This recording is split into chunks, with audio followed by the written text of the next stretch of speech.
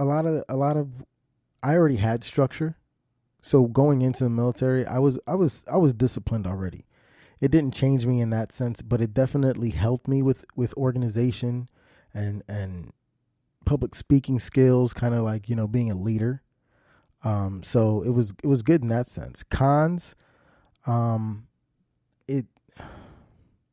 there's a lot of cons. You don't stand out. Just something that stands out. That and by the way, what branch were you in the military? I was in the Marine Corps. So for me, the cons were, in hindsight, looking back when I see it now, it's a very big hive mind. There's not, a lot of people are conservative because it's the military. They think one way because they don't either know any other way. I know a lot of people that I served with who are, they have that same attitude, well, I was in the hood. I joined the military and look at me now. I'm living life. But once again, not everybody has that. And that's another thing. I believe in free education, and for people to think like, oh, well, they signed those checks, and I always get into debates with people about student loans and stuff. And it's like, we're 19. Some of them are 17 with their parents' signature joining the military. Like you're literally putting your life at risk to better your life. Or at least with the promise to better your life. Right. I feel like some people are sold a dream. But even then, it's not a promise. Mm-hmm.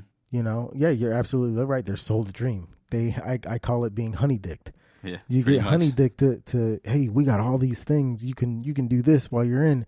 And then all of those things that you're promised or, that kind of got you sucked in, it falls to the wayside. Some people go in without even a job, and they get placed in a job that they never wanted in the first place. And it's like, why are they so bitter while they're in the military? And it's like, because they didn't even sign up for this shit, But in general, do you feel there is pros and cons to it, or is it always like if you're a certain particular person, could there be nothing but cons? Oh, absolutely. If you are just 100% against being controlled. Yeah, controlled or having being told what to do with authority, all those things, like then it's not the place for you. There's a ton of people that I know who are like, I couldn't do after I got out of boot camp, I couldn't do that. I would have punched him in his face if you got it. Like, no, you wouldn't have. You definitely would not. It's not how it goes. It's not how it works. But also, I know some people that I would think, this person not gonna last, and now I see, and they're still doing really good for themselves. So there's pros and cons. I think it depends on who you are, for if there's more pros or cons. But at the end of the day, it's a great way if you have nothing to gain something. I remember meeting somebody while I was in the military. He was, prior to him joining the military, he was homeless since he was 15 years old. Wow. And I talked to him and I was like, what is that like? And this is what kind of gave me a different perspective on people who don't have a home. He grew up in a very abusive home, broken. So he ended up on the street when he was 15. By the time he was 18, he was already joining the military. So for those years, he was homeless. He said literally, even though you're outside and outdoors surrounded by other homeless people or just people in general, you are so alone that his mind started to go.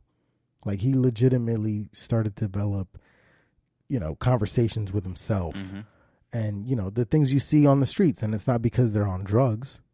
A lot of time it's just a mental break because they're by themselves in the street, not being able to eat, sleep, and share compassion. Yeah, pretty much. That's where, solitary confinement really backfires on the rehabilitation of people. It really just breaks you. 100%. So, that's one of those stories that you can use as an example. Like, oh, look, this kid was homeless and he did what he could, and now look at him now. He's got a car, and it's like that's the bare minimum of living a comfortable lifestyle. But I don't think anybody should have to be forced to serve a contract in the military where you can potentially be put at war and risk your life to just live a comfortable life. So the military is what brought you to San Diego, essentially. Yeah. Coming from Philadelphia, which is a very aggressive town, what influence would you say San Diego had on your soul and your personality? Oh man, Good or bad? No, it's all. I think it's all good. Good in my scenario right now. Growing up in Philly, you always got to be a hard ass. I was a hothead. I was always getting into fights. Coming out here, everything's laid back. Everybody, for the most part, is very nice. We were just talking about it today. They're doing our roof, and excuse me. They're doing our roof, and they cleaned up. Like and there's no evidence that they were here, and we're like amazed by that because the bar is set so low that cleaning up after yourself is something to be something that we want to look at, but when really it's just something that should be expected. Right. But being out here, it's just the grass is greener. I can confidently say literally the grass is greener on the other side. The weather's always nice. The people are nice. The area is nice. I don't have to worry. I don't have to go like when I went back home for that couple weeks or that week or so. Certain areas I was just always looking over my shoulder just because that's just what I'm used to when I go home. Mm-hmm. We're always, as Tommy would say, on guard. We never get a chance to let our guard down. Right. I come over here and it's like literally my shoulders are relaxed. I don't have really much to worry about, even though you should always be on guard in a sense, but you can afford yourself the freedom to just live at that point. Yeah. Whereas you're not trying to, even coming out here, I personally feel a little uncomfortable at times because it's like, wow, I have nothing to worry about. And you're in a constant state of your head is on a swivel.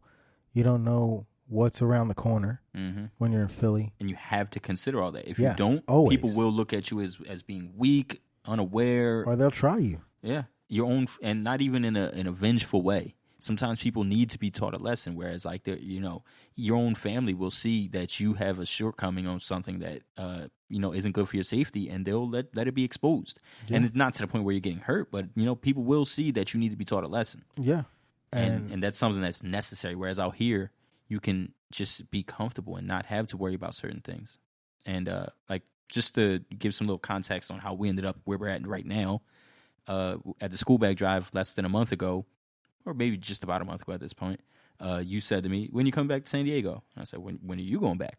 And surely enough, a couple weeks later, I'm out here, me and Trixie are out here, and we continue to keep pushing back to stay because it does something for the soul. It does something for the, just the relief. It's good to have relief.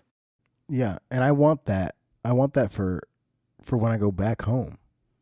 I want this feeling. I don't want this feeling to go away. So I'll miss this. You going back to what you were saying, we're going to be out of here soon, but I'll miss this feeling of easiness and the weather around here. And I'll be going to New York, but also and here's the con on this side. So yeah, I'm relaxed. I love it. But now I don't know. I'm definitely not the same person I was when I left Philly. So when I go back, it's not that I'm soft. In a sense, I'm kind of softer. Yeah, you put mayonnaise and ketchup on your cheesesteaks. Yeah, you did too today, actually. Yeah, I made it. Some. Yeah, so you're allowed to do it when the chef's allowed to do what he wants with his own food. Oh, that's crazy. But yeah. So going back, I know my attitude is gonna have to change. There's like a mental check whenever I land in Philly. Like, yo, I'm back east. There's a Get certain your game face on. Basically, and it's just. It is what it is. I wish it wasn't that way, but it is, and it makes us who we are, though. So, yeah, for sure. So it's a lot of character. How we doing on time? We're good. We already passed an hour, but I'm down to just keep going. I got a couple more things. I don't want to skip ahead if we don't need to. So I want to get back into the podcast a little bit. Obviously, that's why we're here. So we just dove into what you're about. We dove into what the podcast is about and the roots of it. So now I want to know, with your place of experience now, obviously you're experienced in life, an experienced podcaster, and you're still growing. What advice would you have for someone starting a podcast? What would be done different from your startup? Like, what would you suggest that they do different from where you were at 2.5 years ago? And what would be something that you're very confident in saying this is the right way that you did from that start point, if you follow what I'm saying? Yeah. So one thing I think I'm a huge stickler on is audio quality. I hate hums. I hate extrovert noises. Like, I'm even sure this podcast will have some. Um, but mostly, I think people get a better experience when they listen to a podcast if it's clean audio. It's very clean. There's not too crazy volumes going up and down. So that, for me, that's one of the number one things that when I listen to a podcast, if I can hear the audio and it sounds nice and clean, I'm cool with listening to whatever they have to say. Two, one thing I know we had a lot of disagreements in when we were doing the Enlightened Heathens podcast. It was we would start recording, and then in the middle of like our intro or we're starting to get into it, one of them, either Zeke or Ramon or myself, we would be like, whoa, stop. What are we talking about today? Like, what? Let's run this back. If you ask me, if you're a new podcaster, I would say and recommend you just go with it. Make those mistakes. Let your audience hear you grow and hear the things that you mess up with. Because if you have a good product, then it doesn't matter how you deliver it. What matters is the growth. So for me, obviously this podcast is all about positivity. When I first started, the delivery was terrible, but everybody knew what the podcast was about and why they were listening. So if you go back and listen to previous episodes, I sound super robotic. I don't sound comfortable. There's just facts. It's none of my, there was nothing of me that was me in those podcasts. But now that I've gone through there and I get the feedback, I would not have gotten that feedback if I didn't put that out. So that's why I say, if you're going to make those mistakes where you don't feel comfortable or you feel like it didn't come out the right way, do it anyway. Mm-hmm. Say it anyway, put it out there anyway, and ask for that feedback. And don't let the feedback, hurt your ego and make you not want to do it anymore. Just take it with a grain of salt. You know which ones are genuinely wanting to see you succeed and which ones are just haters and don't want you to be on the air, pretty much. How many podcasts have you done on the Limelight Highlight? Are we around 50, 60? Oh, we're in the 70s, man. 70s, all right, 70s. So out of all the podcasts that you've done to this point, which one would you have liked to expand it on the most, whether that be a guest or a topic? And what makes you want to put extended time into that? Like, is there a specific issue you covered, whether that was one where you were just giving out information, even if it was when you were sounding robotic? Or would you even want to redo an episode because of, your delivery? I think I'd like to visit some of the older episodes just to recap on them in a better way. But I don't think I'd want to redo them. I think sometimes I have to go back and humble myself and just kind of not even humble myself, but see the growth. When I feel discouraged or something, I'll go back and I'll be like, damn, look at what I'm doing now, versus how I used to sound. So it kind of makes me feel better in a sense. But as far as people, I'd like to dive a little more into. I had so many guests. There was a guest that was a youth worker, and she worked with like kids with Down syndrome and stuff like that. I feel like that audio quality was so bad when we did that podcast. I feel like that was around like episode 6. It was like 3. That, right? Yeah. It was like 3, I think. And I'd like to go back and just redo that one, I guess, if I had to go back. Just because she had a lot of experience with a lot of things. Her name was Megan. She's got a kid now. He's adorable. She's married. But I'd like to go back and just kind of have her retell that story and have people understand, like, the words. You can say it. I mean, I would say within a certain household and stuff like that, but I'd highly discourage people using the word retard and stuff like that, because it's super insensitive to that group of people who have those learning disabilities and stuff like that. And it's not, you're not making anybody feel good. It's not funny. So There's a word I can't think of it right now, but it's like a pretty much